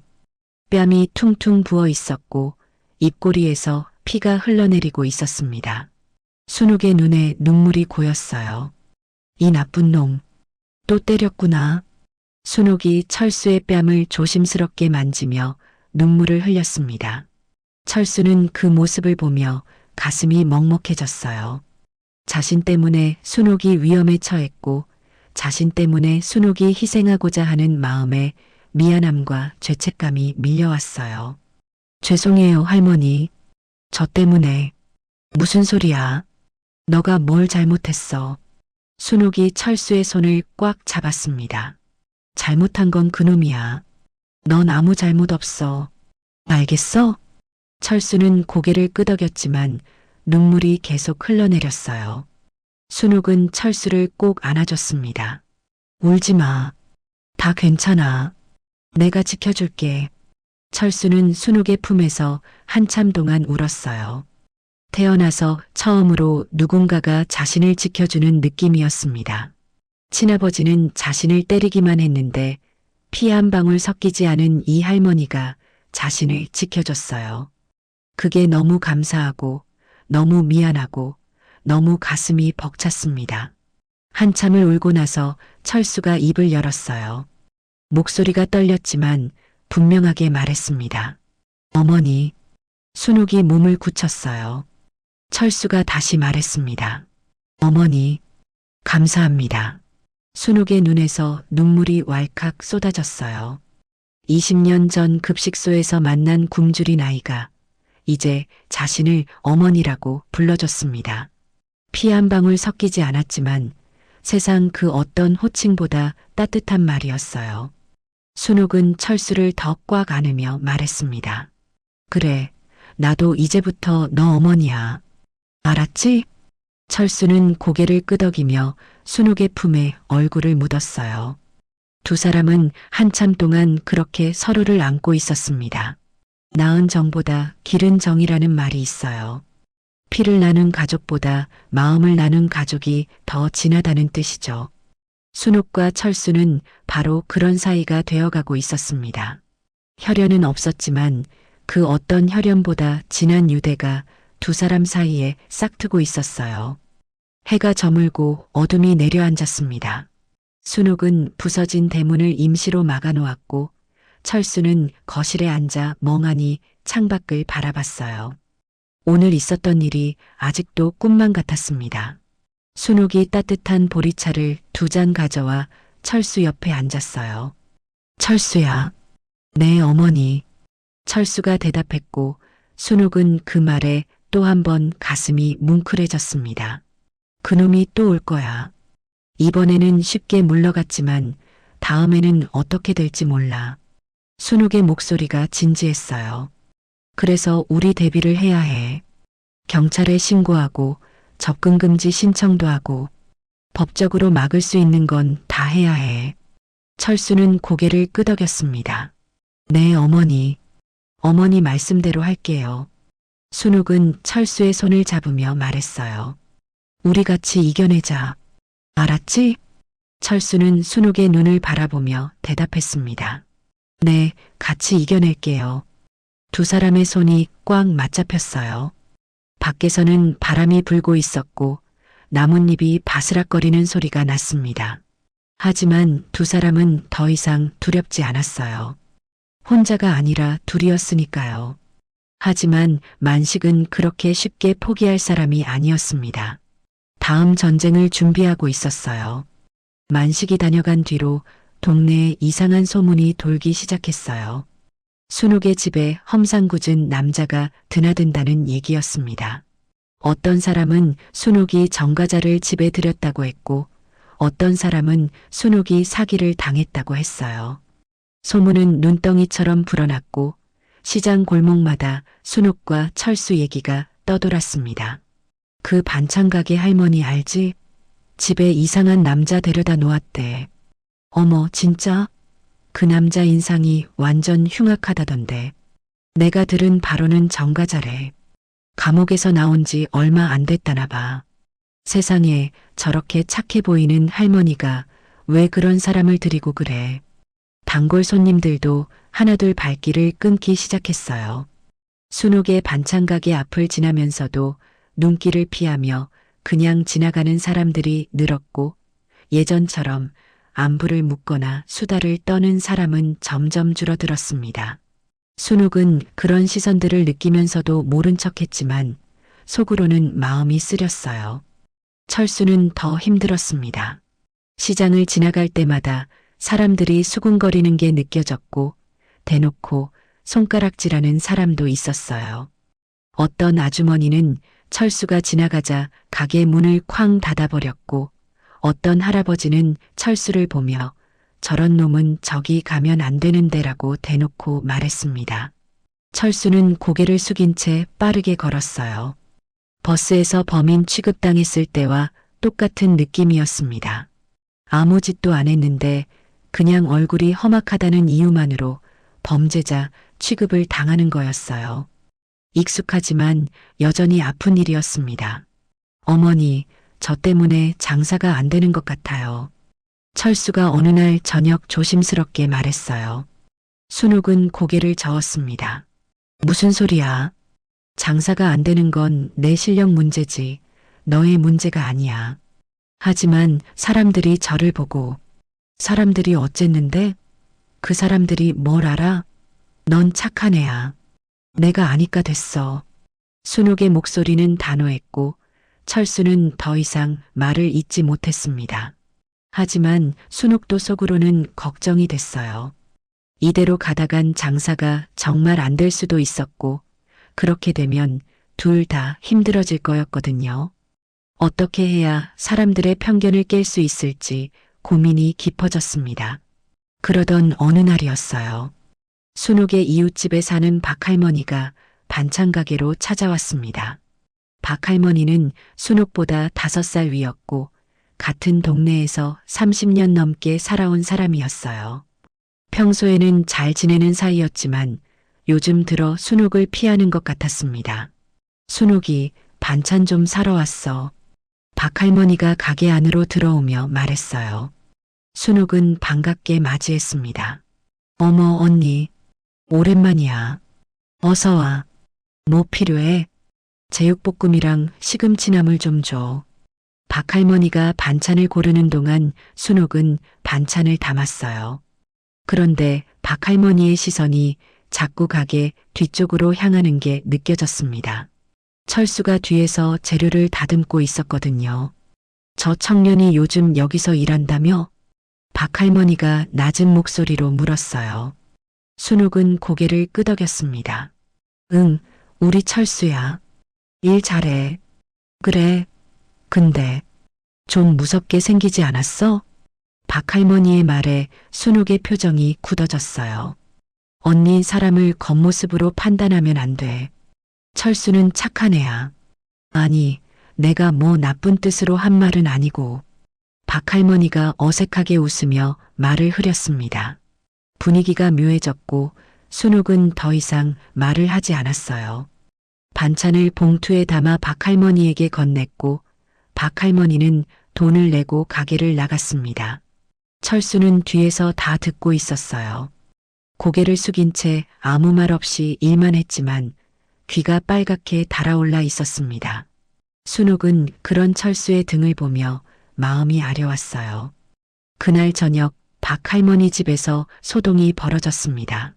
순옥의 집과 담하나를 사이에 두고 있는 박할머니 집에서 고함 소리가 들려왔어요. 순옥이 창문을 열고 내다보니 박할머니가 마당에서 허둥대고 있었습니다. 내 지갑, 금반지 넣어둔 지갑이 없어졌어. 박할머니가 울먹이며 소리쳤어요. 이웃 사람들이 하나둘 모여들었고 박할머니는 자초지종을 설명했습니다. 낮에 반찬 가게에 다녀온 뒤로 지갑이 사라졌다는 거였어요. 지갑 안에는 현금 5만 원과 돌아가신 시어머니에게 물려받은 금반지가 들어 있었다고 했습니다. 사람들의 시선이 일제히 순옥의 집으로 향했어요. 설마 그 남자가 아까 반찬 가게에 있었잖아. 저 험상궂은 남자 말이야. 그러게 아무리 봐도 수상하더라니까. 순옥은 사람들의 수군거림을 들으며 가슴이 철렁 내려앉았습니다. 철수를 의심하고 있는 거였어요. 아무 증거도 없이 그냥 얼굴이 험악하다는 이유만으로요. 순옥이 밖으로 나가려는데 철수가 먼저 현관문을 열었어요. 어머니, 전화 갈게요. 철수의 얼굴은 담담했지만 눈빛에는 결연함이 담겨 있었습니다. 철수야, 넌 아무 잘못 없잖아. 나가지 마. 아니에요. 이렇게 숨어 있으면 더 의심받아요. 제가 직접 가서 말할게요. 철수는 순옥의 만류를 뿌리치고 밖으로 나갔어요. 박할머니 집 앞에는 이미 사람들이 10명 넘게 모여 있었습니다. 철수가 나타나자 사람들이 일제히 뒤로 물러났고 수군거리는 소리가 커졌어요. 저기 온다. 저 남자. 진짜 인상 흉악하다. 저러고도 안 훔쳤다고 할 수 있을까? 철수는 사람들의 시선을 온몸으로 받으며 박할머니 앞으로 걸어갔습니다. 할머니, 지갑 잃어버리셨다면서요. 철수의 목소리는 조용했지만 또렷했어요. 박할머니가 철수를 경계하는 눈빛으로 바라봤습니다. 그래, 낮에 너가 있는 가게에 갔다 온 뒤로 없어졌어. 혹시 넌 저 안 가져갔어요. 철수가 단호하게 말했어요. 근데 제가 아까 가게 청소하다가 이걸 발견했어요. 철수가 주머니에서 뭔가를 꺼냈습니다. 낡은 가죽 지갑이었어요. 박할머니의 눈이 커졌고 사람들 사이에서 웅성거리는 소리가 났습니다. 이거 내 지갑이잖아. 박할머니가 지갑을 받아들며 말했어요. 아까 가게에서 반찬 고르실 때 떨어뜨린 것 같아요. 제가 바닥 쓸다가 발견했는데 할머니 댁 주소가 적힌 종이가 안에 있어서 알았어요. 철수가 차분하게 설명했습니다. 박할머니가 급히 지갑을 열어봤어요. 현금 5만 원이 그대로 있었고 금반지도 안쪽 주머니에 그대로 들어 있었습니다. 아무것도 없어진 게 없었어요. 박할머니의 얼굴이 새빨갛게 달아올랐습니다. 이게 다 있네. 사람들도 멋쩍은 표정을 지었어요. 철수가 훔쳐갔다고 수군거렸던 자신들이 부끄러워진 거였습니다. 철수는 그런 사람들을 한번 둘러보고 나서 조용히 입을 열었어요. 저는 남의 물건 안 가져가요. 태어나서 단 한 번도 도둑질 해본 적 없어요. 철수의 목소리는 떨리지 않았습니다. 저 얼굴이 무섭게 생긴 거 알아요. 흉터도 많고 인상도 험악하죠. 근데 그게 제 잘못은 아니에요. 어릴 때 아버지한테 맞아서 생긴 흉터예요. 제가 선택한 게 아니에요. 사람들이 숨을 죽였어요. 철수가 말을 이었습니다. 저는 그냥 열심히 살고 싶어요. 일하고 밥 먹고 평범하게 살고 싶어요. 그런데 자꾸 겉모습만 보고 판단하시니까 힘들어요. 철수의 눈가가 붉어졌지만 눈물은 흘리지 않았습니다. 저도 사람이에요. 겉모습만 보고 범인 취급하지 말아주세요. 철수가 말을 마치고 돌아섰어요. 사람들 사이를 지나 순옥의 집으로 돌아가는 철수의 뒷모습을 모두가 묵묵히 바라봤습니다. 아무도 말을 하지 못했어요. 박할머니가 먼저 입을 열었습니다. 저 청년, 착한 애였네. 내가 괜히 의심했어. 박할머니의 말에 다른 사람들도 고개를 끄덕였어요. 그러게 지갑 주었으면 그냥 가져갈 수도 있었을 텐데. 금반지까지 있었는데 하나도 안 건드렸잖아. 우리가 너무 함부로 판단했나 봐. 사람들의 시선이 달라지기 시작했습니다. 순옥은 담 너머로 그 광경을 지켜보며 눈물을 훔쳤어요. 철수가 당당하게 자기 얘기를 한 게 자랑스러웠고 사람들이 조금이나마 마음을 바꾼 것 같아 다행이었습니다. 집으로 돌아온 철수는 아무 말 없이 방으로 들어갔어요. 순옥이 따라 들어가 보니 철수가 침대에 앉아 손을 떨고 있었습니다. 아까는 담담하게 말했지만 사실은 무척 긴장했던 거였어요. 철수야, 잘했어. 정말 잘했어. 순옥이 철수 옆에 앉으며 말했습니다. 많이 떨렸죠? 솔직히, 네. 다리가 후들거렸어요. 철수가 작게 웃었어요. 순옥도 따라 웃으며 철수의 손을 잡았습니다. 근데 넌 도망가지 않았어. 당당하게 말했어. 그게 대단한 거야. 철수는 순옥의 손을 꽉 쥐며 대답했어요. 어머니가 계셔서요. 혼자였으면 못했을 거예요. 순옥의 눈에 다시 눈물이 고였습니다. 다음 날부터 변화가 생기기 시작했어요. 박할머니가 반찬 가게에 찾아와서 철수에게 사과했고 다른 이웃들도 하나둘 순옥의 가게를 다시 찾기 시작했습니다. 철수를 볼 때마다 고개를 돌리던 사람들이 이제는 가볍게 인사를 건넸어요. 편견은 종이 한 장 차이로 무너졌습니다. 철수가 정직하게 지갑을 돌려준 그 한 번의 행동이 사람들의 마음을 바꾼 거였어요. 험악한 얼굴 뒤에 착한 마음이 있다는 걸 직접 눈으로 봤으니까요. 순옥은 그런 변화를 보며 마음이 놓였어요. 이제 조금은 평온하게 살 수 있을 것 같았습니다. 하지만 아직 끝나지 않은 문제가 하나 있었어요. 만식이었습니다. 그리고 진짜 폭풍은 예상치 못한 곳에서 몰려오고 있었습니다. 3개월이 흘렀어요. 순옥과 철수의 생활은 평온했습니다. 철수는 매일 반찬 가게에서 일했고 저녁이면 함께 밥을 먹으며 하루 있었던 일을 나눴어요. 이웃들의 시선도 많이 부드러워졌고 단골 손님들도 다시 늘어났습니다. 만식은 그 뒤로 나타나지 않았어요. 경찰에 접근 금지 신청을 해놓았고 동네 사람들도 만식을 경계하고 있었거든요. 철수는 여전히 불안했지만 순옥 곁에 있으면 괜찮을 것 같았습니다. 그날도 평범한 하루였어요. 아침에 순옥이 반찬 가게에 나갔고 철수는 집에서 청소를 하고 있었습니다. 오후쯤 가게로 가서 순옥을 도울 생각이었어요. 빨래를 널고 바닥을 닦는데 휴대폰이 울렸습니다. 순옥이었어요. 여보세요, 어머니? 전화기 너머로 이상한 소리가 들렸습니다. 숨가쁜 소리와 끙끙거리는 소리가 섞여 있었고 순옥의 목소리가 가늘게 떨렸어요. 철수야, 나 좀. 어머니? 어머니, 왜 그래요? 철수가 다급하게 물었지만 대답이 없었습니다. 전화기 너머로 쿵 하는 소리가 났고 그 뒤로 아무 소리도 들리지 않았어요. 철수의 심장이 멎는 것 같았습니다. 어머니, 어머니. 철수는 전화기를 붙잡고 소리쳤지만 응답이 없었어요. 신발도 제대로 신지 못한 채 집을 뛰쳐나갔습니다. 반찬 가게까지는 걸어서 20분 거리였지만 철수는 전력으로 달렸어요. 심장이 터질 것 같았고 머릿속이 하얘졌습니다. 제발, 제발 괜찮아야 해. 철수는 오로지 그 생각뿐이었어요. 반찬 가게에 도착했을 때 가게 문이 열려 있었습니다. 철수가 안으로 뛰어들어가자 순옥이 바닥에 쓰러져 있었어요. 얼굴이 새하얗게 질려 있었고 입술은 파랗게 변해 있었습니다. 가슴이 희미하게 오르락 내리락 하고 있었지만 숨소리는 거의 들리지 않았어요. 어머니, 철수가 순옥 옆에 무릎을 꿇었습니다. 순옥의 볼을 가볍게 두드렸지만 반응이 없었어요.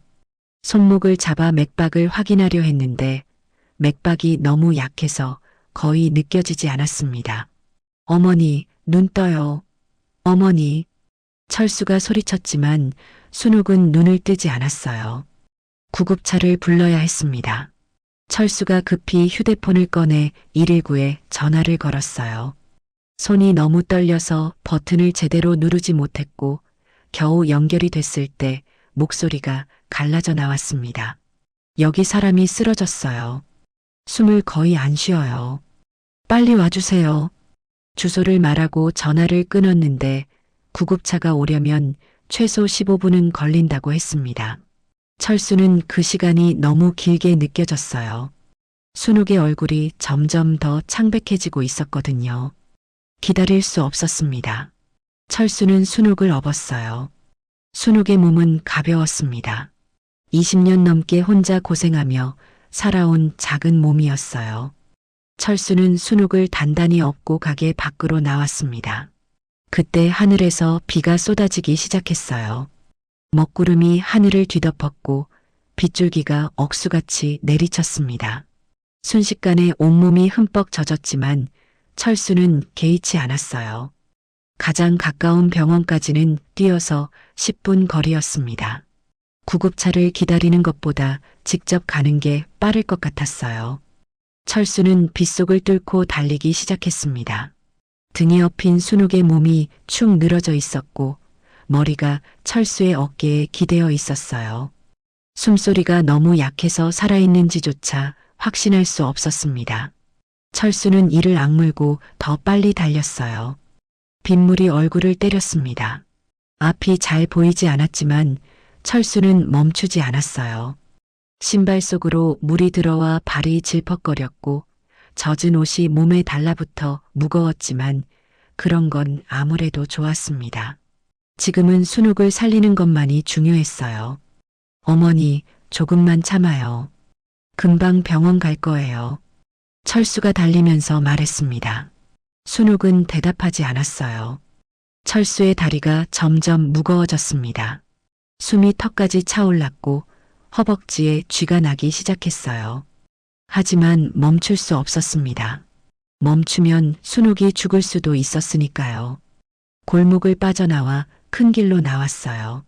차들이 빗속을 달리고 있었고 사람들은 우산을 쓰고 빠르게 걸어가고 있었습니다. 철수가 할머니를 업고 달리는 모습을 보며 사람들이 놀란 표정을 지었지만 아무도 도와주지 않았어요. 철수는 신경 쓰지 않고 계속 달렸습니다. 발바닥이 아프기 시작했어요. 급하게 뛰쳐나오느라 슬리퍼를 신고 나왔는데 달리다 보니 슬리퍼가 벗겨져 버렸습니다. 맨발로 아스팔트 위를 달리고 있었고 돌멩이와 유리 조각이 발바닥을 찔렀어요. 피가 났지만 철수는 멈추지 않았습니다. 조금만 더. 철수가 숨을 헐떡이며 중얼거렸어요. 저 앞에 병원 간판이 보였습니다. 빨간 십자가 표시가 빗속에서 희미하게 빛나고 있었어요. 철수는 마지막 힘을 짜내어 달렸습니다. 병원 응급실 앞에 도착했을 때 철수는 거의 쓰러질 뻔했어요. 살려주세요. 사람이 죽어가요.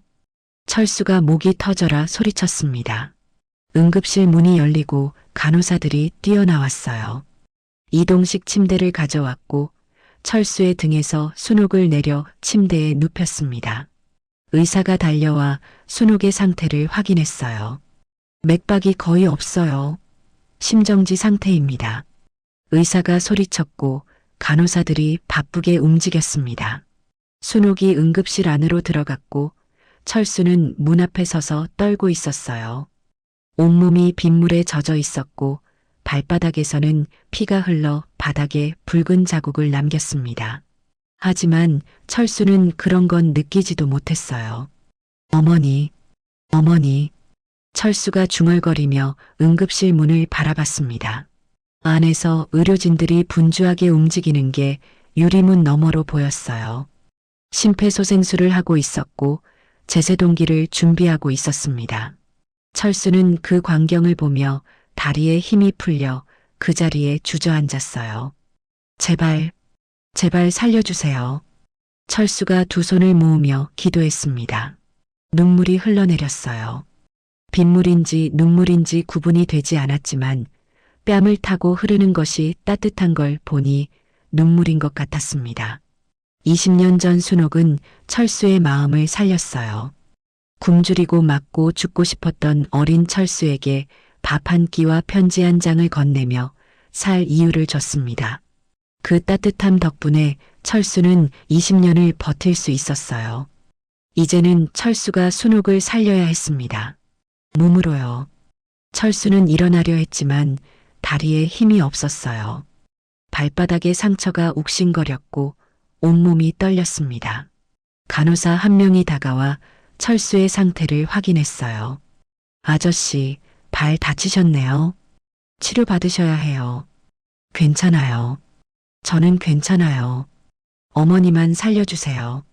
철수가 고개를 저으며 말했습니다. 간호사가 억지로 철수를 부축해 처치실로 데려갔어요.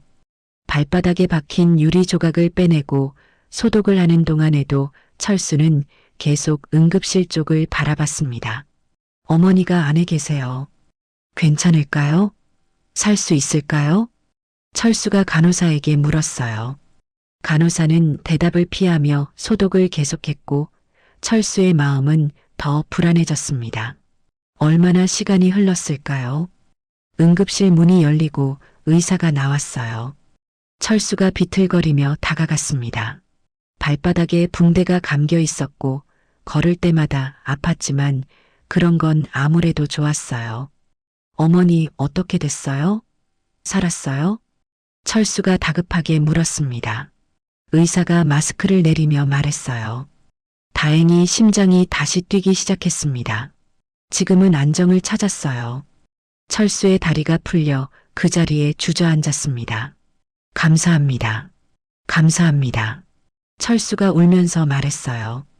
의사가 철수를 일으켜 세우며 말을 이었습니다. 솔직히 말씀드리면 조금만 더 늦었으면 위험했어요. 보호자분이 빨리 데려오셔서 살린 겁니다. 제가 살린 거예요? 네. 구급차 기다렸으면 못 살렸을 수도 있어요. 비 오는데 업고 뛰어오신 거죠? 발도 많이 다치셨던데. 철수는 대답하지 못하고 그냥 울었어요. 순옥이 살았습니다. 그것만으로 충분했어요. 잠시 뒤 철수는 병실로 안내받았습니다. 순옥이 침대에 누워 있었어요. 얼굴에 산소 마스크가 씌워져 있었고 팔에는 링거가 꽂혀 있었습니다. 아직 의식이 돌아오지 않았지만 가슴이 규칙적으로 오르락 내리락하고 있었어요. 숨을 쉬고 있었습니다.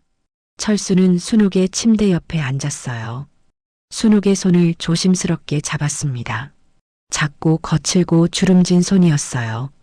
20년 넘게 혼자서 반찬 가게를 운영하며 고생한 손이었습니다. 어머니, 저예요. 철수예요. 철수가 낮은 목소리로 말했어요. 어머니가 저한테 해준 것처럼 이번엔 제가 어머니 살렸어요. 이제 우리 똑같아요. 철수의 눈에서 눈물이 흘러내렸습니다. 어머니, 죽으면 안 돼요. 저 혼자 두고 가면 안 돼요. 이제 막 가족이 됐는데. 철수가 순옥의 손을 이마에 대고 울었어요. 밖에서는 여전히 비가 내리고 있었습니다. 빗물이 창문을 두드리는 소리가 병실 안에 가득 찼고 철수는 순옥의 손을 잡은 채 밤새 곁을 지켰어요.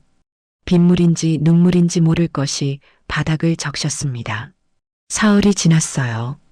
순옥은 여전히 의식을 찾지 못하고 있었습니다. 의사는 심정지 후유증으로 뇌에 산소 공급이 부족했을 수 있다고 했어요. 깨어날 수도 있고 깨어나지 못할 수도 있다고 했습니다. 철수는 병실을 떠나지 않았어요.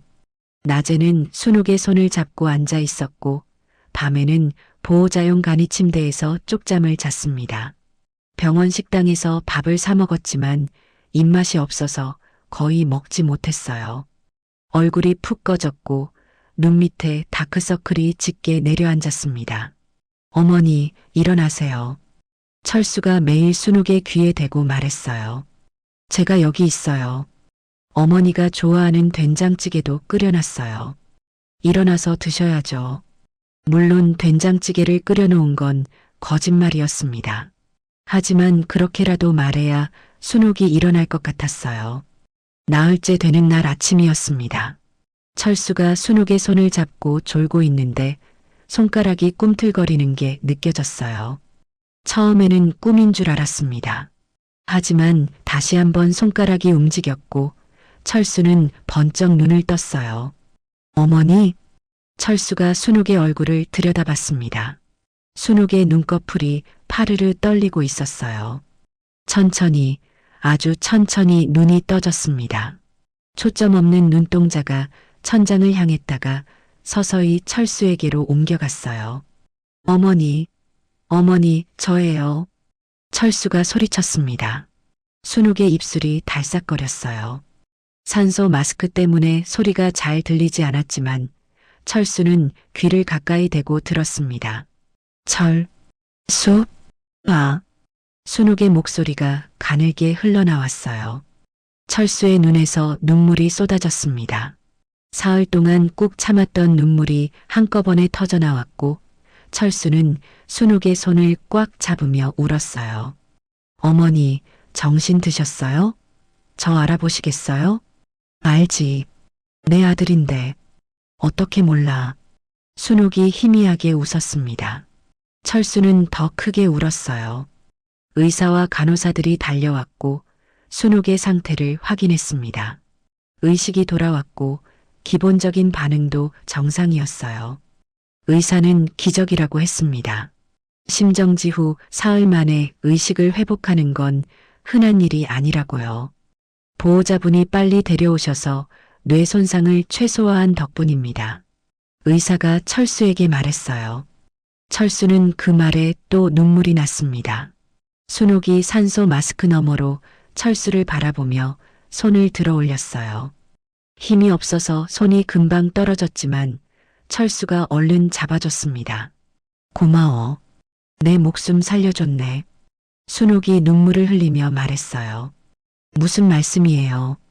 어머니가 20년 전에 제 목숨 먼저 살려주셨잖아요. 철수가 순옥의 손을 꽉 쥐며 대답했습니다. 두 사람은 말없이 서로의 손을 잡고 울었어요. 일주일 뒤 순옥은 일반 병실로 옮겨졌습니다. 상태가 많이 호전됐고 간단한 식사도 할 수 있게 됐어요. 의사는 보름 정도 더 입원하면 퇴원할 수 있을 거라고 했습니다. 철수는 매일 병원에 와서 순옥을 돌봤고 틈틈이 반찬 가게도 돌아가며 관리했어요. 그날은 순옥이 입원한 지 열흘째 되는 날이었습니다. 철수가 병원 매점에서 우유를 사가지고 병실로 돌아오는데 복도 끝에서 낯익은 인물이 보였어요. 철수는 그 자리에서 얼어붙었습니다. 만식이었어요. 병원 복도를 어슬렁거리며 병실 번호를 확인하고 있었습니다. 어떻게 순옥이 입원한 걸 알았는지 병원까지 찾아온 거였어요. 철수의 심장이 미친 듯이 뛰기 시작했습니다. 만식이 순옥의 병실 앞에 멈춰 섰어요. 문을 열려고 손잡이에 손을 뻗는 순간 철수가 달려갔습니다. 거기서 뭐 하는 거예요? 철수가 소리쳤어요. 만식이 돌아봤습니다. 입가에 비열한 웃음이 걸려 있었고 술 냄새가 진동했어요. 아이고, 우리 아들 아니야? 아버지가 문병 왔지. 문병은 무슨. 당장 나가요. 철수가 만식 앞을 가로막으며 말했습니다. 만식의 눈빛이 싸늘해졌어요. 이놈이 아버지한테 반말이야? 그리고 저 늙은이가 뭔데 너가 지켜? 피 한 방울 안 섞인 남이잖아. 어머니는 남이 아니에요. 저한테는 진짜 가족이에요. 철수가 물러서지 않았습니다. 만식이 코웃음을 쳤어요. 진짜 가족? 웃기고 있네. 네 진짜 가족은 나야. 네 아버지라고. 아버지요? 저를 때리고 굶기고 담뱃불로 지진 게 아버지예요? 철수의 목소리가 높아졌습니다. 저한테 아버지 없어요. 그리고 당신은 여기 들어오면 안 돼요. 접근 금지 명령 받았잖아요. 만식의 얼굴이 일그러졌어요. 이 새끼가 진짜. 만식이 주먹을 휘두르려는 순간 병실 문이 열렸습니다. 순옥이 문을 잡고 서 있었어요. 아직 링거를 단 채였고 얼굴은 창백했지만 눈빛만은 흔들리지 않았습니다. 이 나쁜 놈 여기까지 쫓아왔어? 순옥의 목소리는 낮고 단호했어요. 어머니 들어가 계세요. 제가 처리할게요. 철수가 순옥을 말렸지만 순옥은 움직이지 않았습니다. 아니야. 이건 내가 해야 해. 순옥이 만식을 똑바로 바라봤어요. 너 같은 놈은 감옥에서 나오면 안 됐어. 어린애를 그렇게 때리고 굶기고도 겨우 몇 년 살고 나왔잖아. 그것도 부족했어? 만식이 비웃었습니다. 늙은이가 또 나서네. 지난번에도 설치더니 이번엔 뭐로 나올 건데? 이번엔 이걸로. 순옥이 손에 든 걸 들어 보였어요. 휴대폰이었습니다. 화면에 119가 떠 있었고 통화 중이라는 표시가 나와 있었어요. 지금 경찰이랑 통화 중이야. 너가 한 말 다 녹음되고 있어. 접근 금지 명령 위반으로 신고했으니까 곧 올 거야. 만식의 얼굴이 굳어졌습니다. 이 늙은이가 도망가고 싶으면 가. 근데 이번엔 못 도망갈걸? 순옥이 차갑게 말했어요. 복도 끝에서 발소리가 들려왔습니다. 경비원 2명이 뛰어오고 있었고 그 뒤로 경찰이 보였어요. 누군가 병원 측에 신고한 것 같았습니다. 만식이 뒤를 돌아봤어요. 도망치려 했지만 이미 늦었습니다. 경찰이 만식의 팔을 잡았고 만식은 발버둥 쳤어요. 야, 이거 나. 내가 뭘 잘못했는데. 접근 금지 명령 위반 및 협박 혐의로 체포합니다. 경찰이 만식에게 수갑을 채웠습니다. 만식이 철수를 노려보며 소리쳤어요. 이 배은망덕한 새끼, 네 아버지를 경찰에 넘겨. 천벌 받을 줄 알아. 철수는 대답하지 않았습니다. 그냥 순옥 옆에 서서 만식이 끌려가는 걸 지켜봤어요. 28년 동안 자신을 괴롭혔던 악몽이 드디어 끝나가고 있었습니다. 만식이 경찰차에 태워지고 사라졌습니다.